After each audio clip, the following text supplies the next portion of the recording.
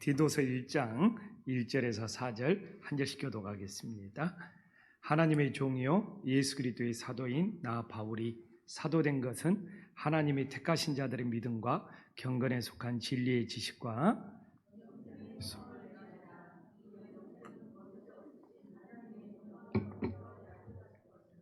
자기 때에 자기의 말씀을 전도로 나타내셨으니 이 전도는 우리 구주 하나님이 명하신 대로 내게 맡기신 것이라. 같은 믿음을 따라 나의 참아들에 된 디도에게 하나님 아버지와 그리스도 예수 우리 구주로부터 은혜와 평강이 아멘. 예. 오늘은 바울이 이제 디도에게 편지를 보내고 있습니다. 디도가 누구냐, 또 이런 모든 부분들은 하나님 말씀을 읽어가다 보면 자연스럽게 다 드러나게 되어 있습니다. 그래서 처음에 시작할 때 이 디도서가 이렇고 디도가 또 어떤 사람이고 이런 설명은 다 생략하고 그냥 말씀 본문을 우리가 한 절 한 절 묵상하다 보면 거기에 디도가 어떤 사람인지도 알 수 있고 왜 하나님이 이 디도에게 편지를 보내는지도 이 말씀 속에 다 나와 있습니다. 그래서 시작하면서 디도서가 이렇다 이런 설명보다는 바로 말씀으로 들어가서 말씀을 하나하나 풀어내면서 하나님이 왜 디도에게 이런 서신을 바울을 통하여 보내고 있는지 깨닫고 우리들이 은혜 받을 수 있기를 간절히 소망합니다. 우리가 요한계시록을 보면서 7교회에 편지를 보낼 때도 편지를 보내는 하나님이 누구인지를 소개하면서 시작된다는 것을 우리들이 알 수 있습니다. 근데 오늘 이렇게 바울도 서신을 보내면서 서신을 보내는 이 바울이 누구인 줄을 소개하면서 하나님의 메시지를 전하고 있습니다. 이 디도에게 편지를 보내면서 바울은 자기 자신을 어떻게 소개하고 있습니까? 하나님의 종이요 예수 그리스도의 사도인 바울이라고 소개를 하고 있습니다. 근데 이제 우리가 이런 바울의 소개를 보면 바울이 굉장히 그릇이 큰 사람이라는 것을 알 수 있어요. 이 하나님의 종이라는 것은 구약적인 표현으로 유대인들을 향한 바울의 마음이 담겨져 있는 거예요. 그리고 예수 그리스도의 사도라는 것은 신약적인 표현으로서 이방인들을 향한 사도 바울의 마음이 담겨져 있는 거예요. 그래서 바울을 보면 예수님의 복음에 대해서는 조금도 타협이 없었습니다. 그러나 이 사도 바울은 유대인이든 이방인이든 또 주님의 사랑으로 이렇게 바울이 품고 싶은 그런 이 큰 마음이 있었다는 것을 우리들에게 보여주고 있습니다. 그래서 저도 이렇게 바울 서신을 묵상하면서 내가 우리 김포한신교회에서 우리 모든 성도님들을 다 이렇게 주님의 사랑으로 품어야 되겠다. 이 바울의 마음을 본받고자 하는 마음이 있습니다. 그래서 이렇게 하나님의 종은 구약적인 표현으로서 구약의 선지자들을 바울이 계승하고 있다는 겁니다. 구약의 엘리야나 구약의 엘리사나 구약의 에레미야처럼 바울은 구약의 선지자들을 계승하는 그런 하나님의 종이라는 것이죠. 그래서 구약의 엘리야나 엘리사나 또 이렇게 사무엘을 보면 이렇게 선지자들을 표현할 때 다 하나님의 종으로 표현을 하고 있거든요. 그래서 이렇게 구약의 선지자들을 계승하고 있고 또 이렇게 하나님의 종이라는 것은 구약의 선지자들의 가장 중요한 임무는 뭡니까? 하나님의 말씀을 대언하는 거예요. 자기의 생각, 자기의 의견이 아니라 하나님께 받은 말씀을 그대로 대언하는 것이 하나님의 종 선지자의 사명이었던 거예요. 그래서 바울은 구약의 이 선지자들, 하나님의 종처럼 자기는 하나님의 말씀을 대언하는 자다 하면서 이 바울이 이렇게 유대인들까지도 다 가슴에 품고 이 서신을 보내고 있음을 알 수 있습니다. 그렇기 때문에 편지를 받는 디도는 이런 표현을 보면 나의 영적 아버지 바울은 유대인들도 사랑으로 품고 있고 이방인도 사랑으로 품고 있다는 것을 이런 표현문법을 통해서 그대로 느낄 수가 있는 거예요. 또 바울은 신약적인 표현으로 예수 그리스도의 사도인 바울이라고 자기 자신을 소개하면서 이 사도의 사명을 잘 감당을 하고 있는데, 이 사도에 대해서는 바울이 구체적으로 표현을 하고 있습니다. 하나님이 바울을 예수 그리스도의 사도로 택한 이유는 무엇입니까? 세 가지로 바울은 이렇게 좀 담백하게 확실하게 전해주고 있죠. 하나님의 택하신 자들의 믿음을 세우기 위한 것이고, 또 경건에 속한 진리의 지식을 붙잡기 위한 것이고, 또 2절 초반부에 영생의 소망을 위한 것이라고. 이 세 가지 때문에 하나님께서 자기를 사도로 세우셨다는 것을 분명히 하고 있습니다. 그래서 바울은 하나님의 택하신 자들의 믿음을 세우는 것이 바울의 사명이었습니다. 근데 우리는 하나님의 택하심은 하나님의 사전에 다 누구를 미리 정해서 택했느냐 이렇게 말하고 있지만, 여기서 택하는 자의 의미를 들어가 보면 믿음을 지키는 자가 하나님의 택하심을 받는 자예요. 그래서 오히려 우리가 택하심이라는 것이 사전에 누구는 이미 택해가지고 결정 나버린 것 같지만, 이 바울이 전하는, 우리가 앞으로 살펴보겠지만 바울이 전하는 하나님의 택하심은 믿음을 지키는 자가 택하는 자예요. 이 코로나 때 누가 하나님의 택하심을 받는다냐? 이 코로나 속에서도 끝까지 믿음을 지키는 자들, 이 믿음을 지키는 자들이 하나님의 택하는 자들의 믿음이 된다는 것을 우리들이 다시 한번 기억하기를 간절히 소망합니다. 그래서 어떤 사람이 끝까지 하나님의 택하심을 받았느냐? 끝까지 믿음을 지키는 자들이, 우리가 계시록을 보더라도 끝까지 배반하지 않고 하나님의 말씀을 지키는 자들이 하나님의 택하심을 받은 자들이 되는 거예요. 그래서 택하는 자들은 그냥 사전에 다 예약되어 있는 것이 아니고, 끝까지 코로나든 또 코로나보다 더 심한 상황이 올지라도 끝까지 믿음을 지킬 수 있는 자들이 하나님의 택하심을 받고 있는 것이다. 그래서 우리들이 끝까지 하나님의 택하심을 받는 자들이 될 수 있기를 간절히 소망합니다. 그럼 이 뜻은 무엇이 되는 거예요? 끝까지 믿음을 지키는 자들이 되는 거예요. 그래서 바울은 끝까지 믿음을 지키는 자들을, 끝까지 믿음을 지킬 수 있도록 하나님의 사도가 되어서 디도에게도 이 편지를 보내고 있는 것이죠. 또 하나는 뭡니까? 경건함에 속한 진리의 지식을 붙잡는다는 겁니다. 이게 사람이 경건하다는 것이 뭐냐? 우리가 경건에 믿음이 있어야 된다. 경건하다는 것은 하나님의 진리의 지식, 하나님의 말씀을 붙잡는 거예요. 이게 경건이에요. 그래서 어떤 사람이 경건하냐? 하나님의 말씀을 붙잡고 살아가는 사람, 진리의 지식을 붙잡고, 진리의 지식이 하나님의 말씀이거든요. 그래서 경건은 뭐냐? 늘 이 성경의 말씀이 하나님의 경건의 기준이 된다는 것을 이 시간 다시 한번 깨달을 수 있기를 간절히 소망합니다. 그렇기 때문에 많은 사람들이 교회 활동은 열심히 할 수 있습니다. 또 막 여기저기 기도원을 찾아다닐 수도 있어요. 근데 의외로 경건하지 않을 수가 있는 거예요. 경건하지 않을 수가 있는 거예요. 그래서 많은 사람들이 막 신앙생활을 하면서 뭔가는 열심히 하는데, 왜 저 사람은 경건함이 없지? 이게 바로 진리의 지식, 하나님의 말씀을 붙잡는 자가 우리들에게 경건의 향기가 나오는 거예요. 그래서 의외로 교회에서 뭔가를 열심히 하는데 경건의 향기가 없는 분들이 있어.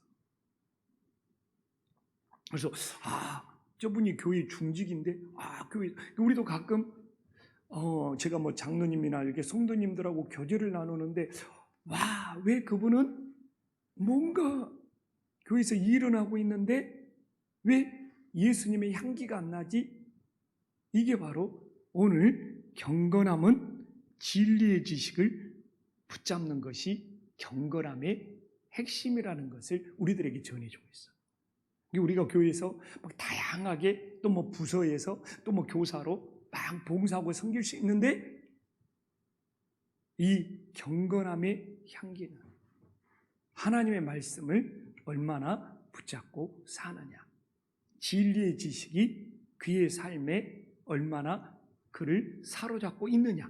하나님의 말씀이 얼마나 사로잡느냐가 말 그대로 경건의 향기가 된다는 것을 다시 한번 깨달을 수 있기를 간절히 소망합니다.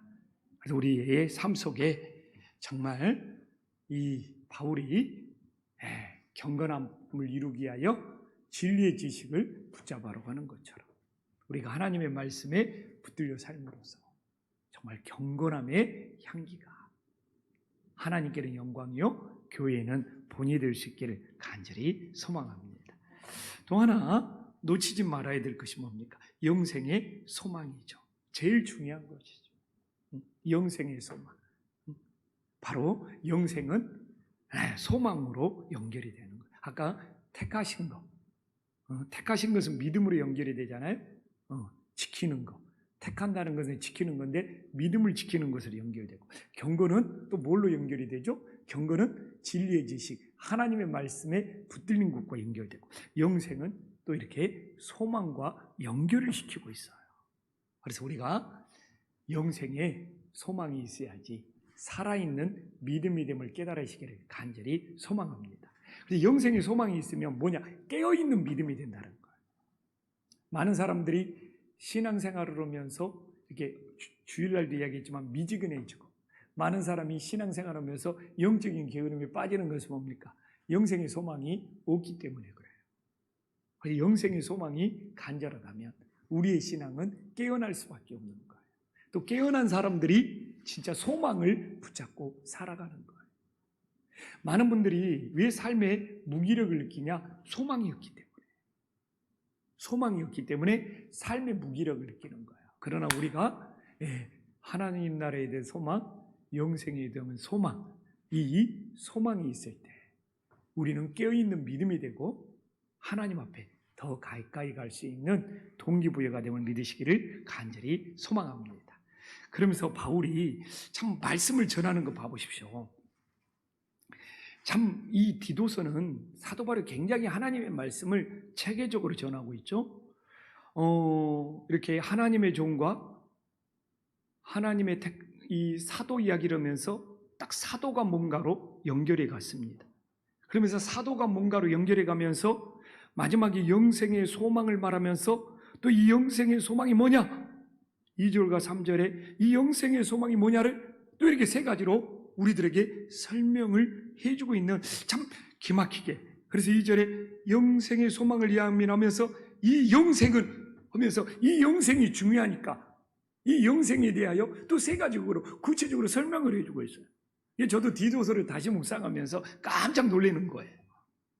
그래서 이 영생은 뭐냐? 첫 번째로 거짓이 없으신 하나님이 영원전부터 약속하셨다는 거. 반드시 영생이 있다는 것이죠. 거짓이 없으신 하나님이 영원전부터 약속했기 때문에 이 영생이 없으면 하나님은 거짓이 되는 거고 하나님은 있을 수가 없는 거죠. 그러나 거짓이 없으신 하나님이 영원전부터 약속하셨기 때문에 영생은 하나님이 반드시 이루시는 약속이 된다는 것이죠. 우리가 하나님의 말씀을 바르게 붙잡으면 바로 영생은 거짓이 없으신 하나님께서 영원부터 약속하신 약속의 말씀이구나. 그래서 우리가 거짓이 없으신 하나님이 약속하신 거라면 우리가 그 영생을 위해서 세상 것을 절제할 수 있는 거예요. 세상 것을 끊어낼 수 있는 거예요. 왜?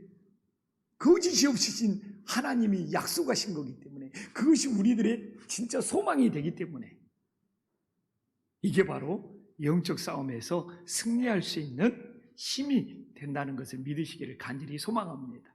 하나님은 자신의 약속을 안 지킨 적이 없으신 분입니다. 만약 하나님이 자기가 했던 말씀의 약속을 하나님이 지키시지 않냐면 그분은 더 이상 하나님이 아닌 것이 되거든요. 그래서 이 영생에 대하여 이렇게 다시 한번 구체적으로 설명하면서 거짓이 없으신 하나님이 영원 전부터 약속하셨기 때문에 그 하나님은 그 약속을 어길 수가 없다는 것이죠. 그 약속을 어기는 것은 우리 인간들이 약속을 어기는 것이지, 영원하신 하나님께서는, 거짓이 없으신 하나님께서는 자신의 약속을 절대로 어기지 않는다는 것을 다시 한번 깨달으시기를 간절히 소망합니다. 그러면 우리가 3절에 보면 이제 두 번째로 영생의 이 소망을 전해야 돼. 자기의 때에 자기의 말씀을 전도로 나타내셨다고 말하고 있잖아요. 왜? 영생이 있다는 것을, 이 영생의 소망을 전하, 이게 자기의 때가 뭡니까? 구원의 때라는 거예요. 구원의 때, 은혜의 때. 말 그대로 이 구원의 때, 은혜의 때는 영생과 연결이 되는 거예요. 자기의 말씀을, 십자가의 복음의 말씀을 전도로 나타내요. 전하는 자가 있어야 돼. 바울처럼 전하는 자가 있어야 되고, 또 이렇게 디도처럼 전하는 자가 있어야 된다는 것은 이 영생을 위해서.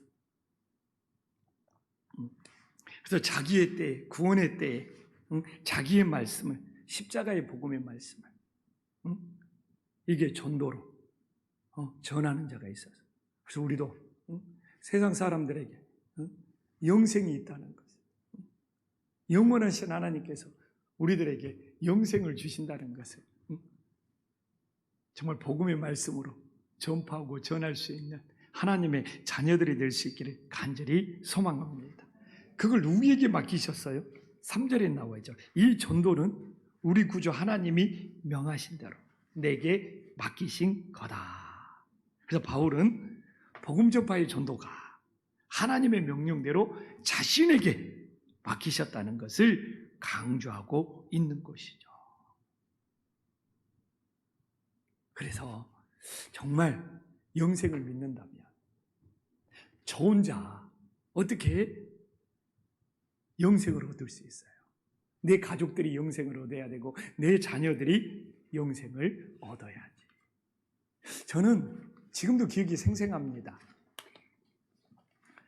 저는 영생을 정말 천국을 19살 때 진심으로 믿었어요. 지금도 기억이 생생해요. 근데 내가 영생을 믿고 눈물밖에 안 나오더라. 눈물밖에 안 나와요. 영생을 내가 믿고 천국을 믿고 천국의 확신을 가진 이후에 저는 눈물밖에 안 나왔어요. 눈물밖에 안 나왔어요. 어떻게 나 혼자 천국 갈 수 있느냐. 내 부모는 막 내 부모를 생각하니까 막 가슴이 답답하고 가슴이 막 미어져요. 내 동생들은, 그리고 내가 친구들랑 너무 잘 지냈거든요. 내 친구들은 눈물밖에 안 나오더라. 근데 놀랍게 이틀 뒤에 우리 집에 제사가 있었어요. 우리 아버지도 장손이고 저도 장손이었다 그러잖아요. 근데 이틀 뒤에 제사를 지내면서 진짜 아버지한테 그랬어요. 이제 장손이니까 술잔 따라라, 절해라 한데, 와, 영생을 믿는데 할 수가 없더라.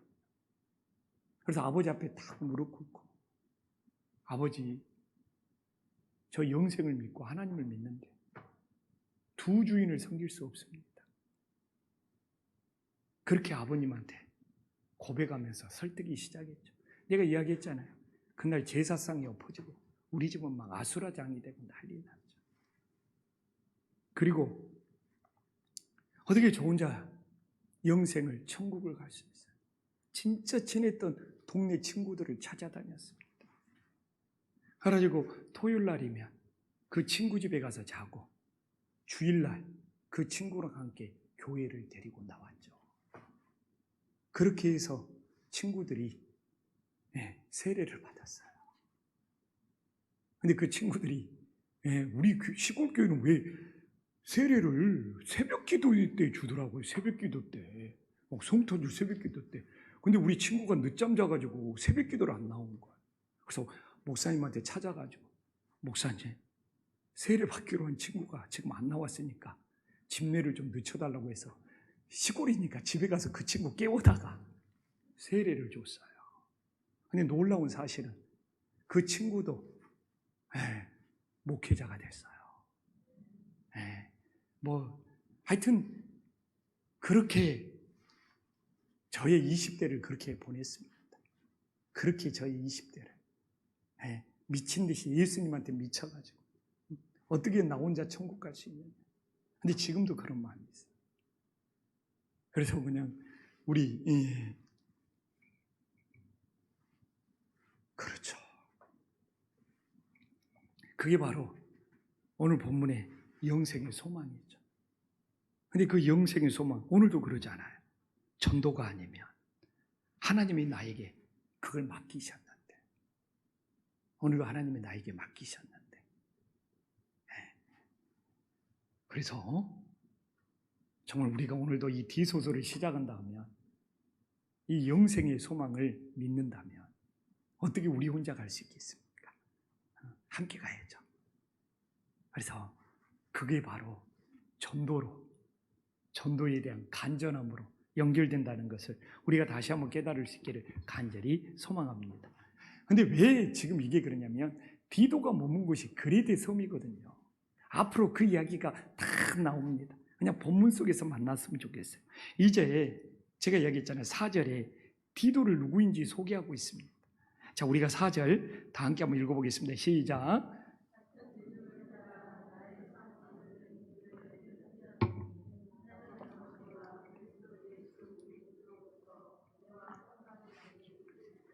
그러니까 제가 얘기했잖아요.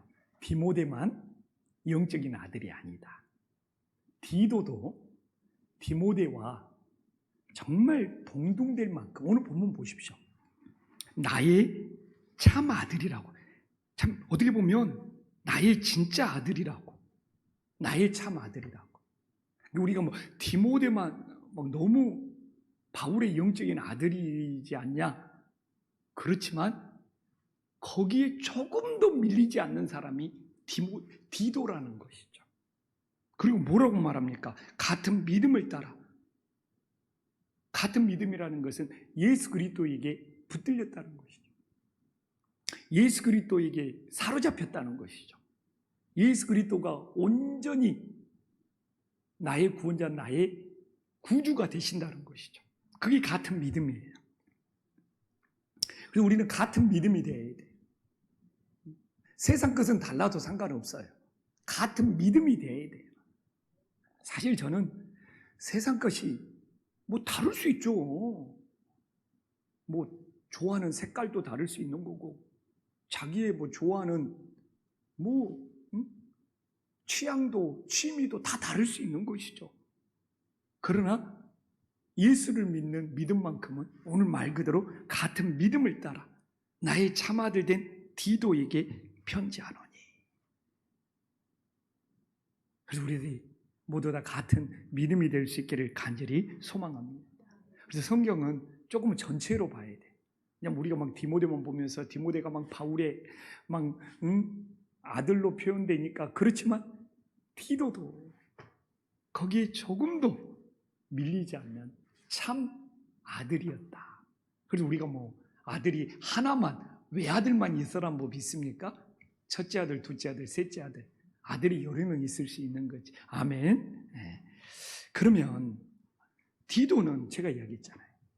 정말 바울의 어려운 문제를 해결하기 위해서 정말 보냄을 받은, 어려운 일이 생기면 문제 수습을 위해서 디도는 갔어요. 지금 이 그레데 섬이 그래요. 지금 디도가 있는 곳이 그레데 섬이거든요. 근데 우리가 알지만 이 그레데 섬은 진짜 강박한 동네고, 우리가 알잖아요. 뭐 강화도 이런 어디 그것보다 더 지독한 동네가 그레데 섬인데 앞으로 하나님의 말씀으로 만났으면 좋겠어요. 그럼 오늘은 이제 왜 디도가 어려운 문제가 생겼을 때 이 어려운 문제를 해결하는 일에 디도가 파송이 되었느냐, 디도가 도대체 어떤 성품, 어떤 믿음을 가졌기에 하나님이 디도를 바울의 동역자로 생겨서 어려운 일이 생길 때마다 그 디도를 보내서 그 디도를 통해서 해결하게 했느냐. 제가 얘기했잖아요. 성경은 성경으로 풀어야 된다. 디도 이야기가 엄청 많이 나와 있죠. 그러나 하나님이 디도를 제일 잘 사용하신 이유는 고린도후서 8장 16절에 나와 있습니다. 뭐 그걸로 끝낼 테니까 고린도후서 8장 16절로 건너가자고요. 고린도 교회가 얼마나 문제가 많았습니까? 별의별 사람을 다 보내도 고린도 교회 문제를 해결하지 못했는데 디도가 가서 고린도 교회 문제를 해결하는 거예요. 자, 디도가 왜 하나님 앞에 쓰임받았는지 고린도후서 8장 16절을 보면 16절부터 이제 디도 이야기예요. 그냥 우리가 16절부터 한번 19절까지 한번 읽어보면 이것 때문에 디도를 사랑하는 거예요.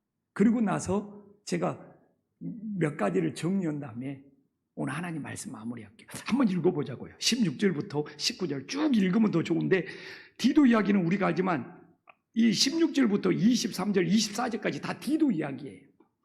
여기는 디도에 대한 소개예요.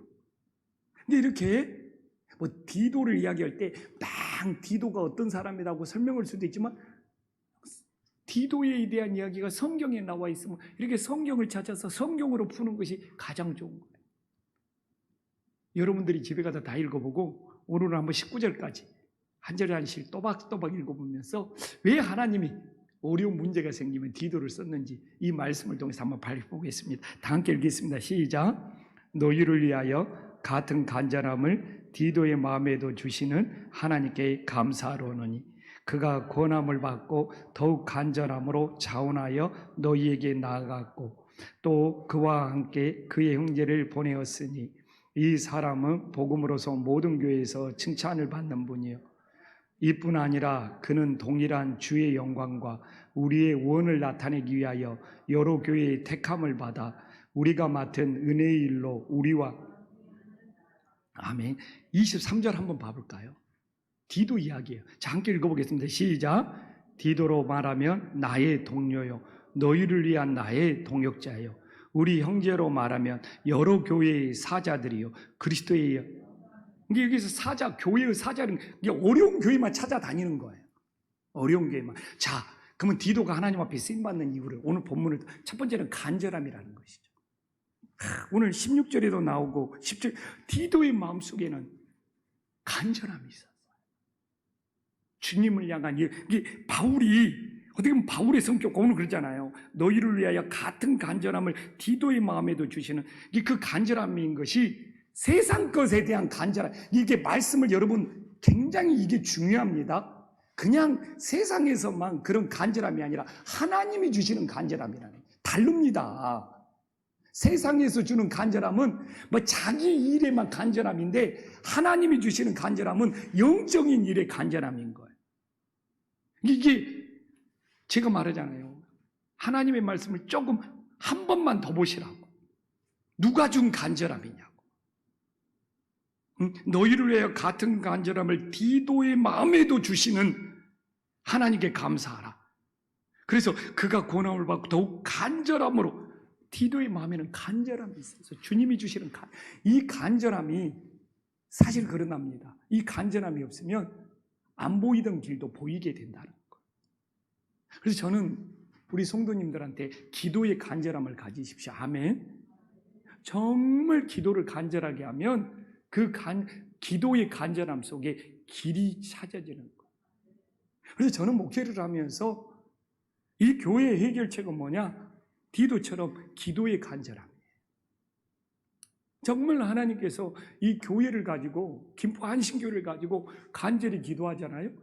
그러면 하나님께서 간절히 기도하면 하나님께서 선한 길로 인도해 주셔요.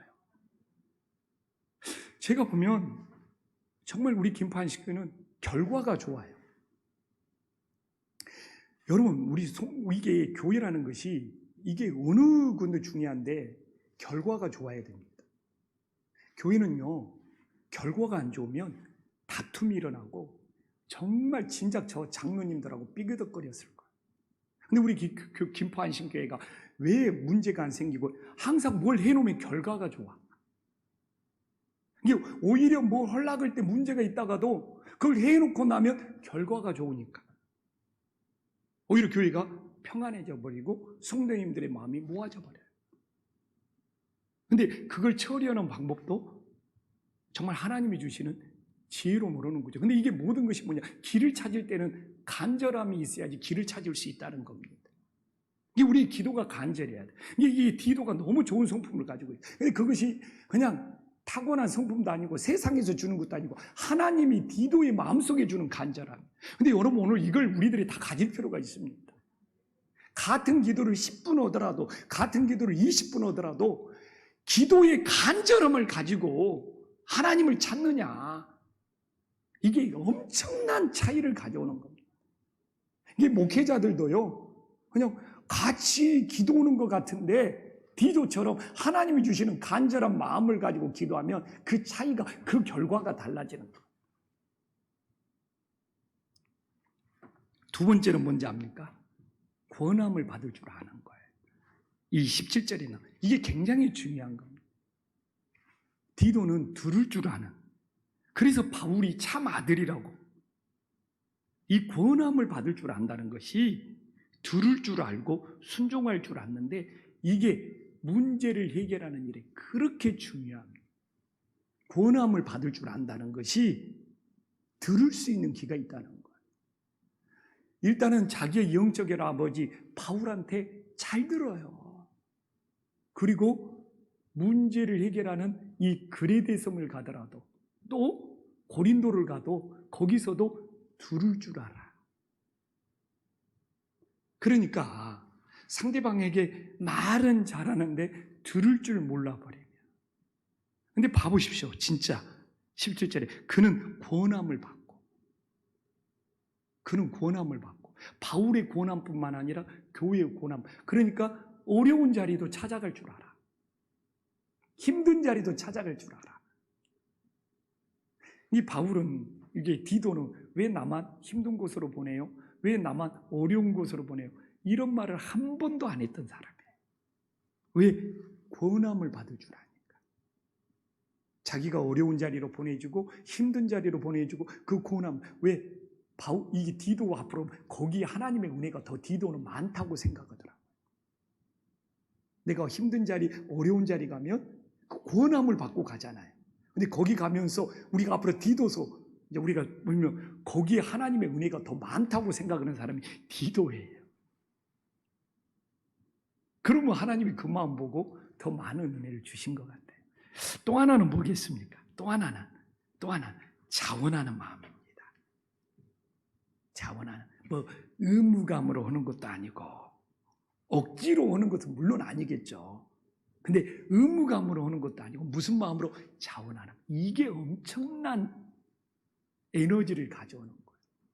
아니, 고난도 받고 그 힘든 곳, 어려운 곳으로 가는데 디도의 마음은 늘 자원하는 마음이에요. 내가 주님을 위해서 자원한다. 우리가 오늘 이렇게 디도를 보면 왜 하나님이 디도를 쓰시는 줄 알 수 있어요. 제가 이야기했잖아요.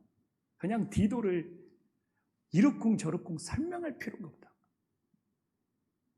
오늘 디도를 하나님이 쓰시는 이 디도를 보면서 왜 디도를 쓰는지 바울이 오늘 고린도후서 8장에서 소개하고 있잖아요. 자원하는 마음. 분명히 권해서 하는 건데 바울에게는, 이 디도에게는 그것이 자원함이 되어버리는 거예요. 내가 그러니까 18절에 보르잖아요. 18절에 항상 바울이 보내, 또 그와 함께 그 형제를 보내었으니 이 사람은 복음으로서 모든 교회 칭찬, 왜? 자원하는 마음으로니까 칭찬을 받는 거예요. 그러면서 이 하나님의 영광, 19절에 보면 이뿐 아니라 그는 동일한 주의 영광과, 내가 말했잖아요. 이렇게 디도는 주님의 영광을 나타내고 우리의 원을 나타내기에 여러 교회의 택함을 받아 우리가 맡은 은혜의 일로 우리와 동행하는 자라. 그러니까 이 디도는 늘 은혜를 끼치는 사람이 되는 거예요. 그래서 오늘 이제 우리가 앞으로 계속 디도를 보겠지만, 디도는 이렇게 간절한 마음으로 또 늘 들을 수 있는 이 권함을 받고 또 주님의 일을 늘 자원함으로 했던 것이, 정말 문제가 있는 곳에 찾아가서 그 문제를 해결하고 예수님의 영광을 나타내고 예수님의 은혜를 나타냈다. 정말 주님이 사용하셨던 멋진 믿음의 인물이었다는 것이죠. 그래서 저도 디도처럼 진짜 내 기도나 내 목회가 좀 더 간절해야 되겠고, 내가 하나님한테도 권함을 받고 또 우리 성도님들한테도 권함을 받을 수 있는 우리 하나님이 입은 하나 주셨지만 귀는 두 개를 주셨다는 거잖아요. 그러니까 두 번 들으면 한마디 해라. 입은 하나지만 귀는 두 개잖아요. 그리고 우리들이 정말 저도 주님의 일은 다 제가 자우람으로 했을 때 은혜가 된다는 걸 깨닫고 이 디도의 믿음을 우리가 디도를 보면서 본받는 믿음의 사람들이 될 수 있기를 간절히 소망합니다. 기도하겠습니다.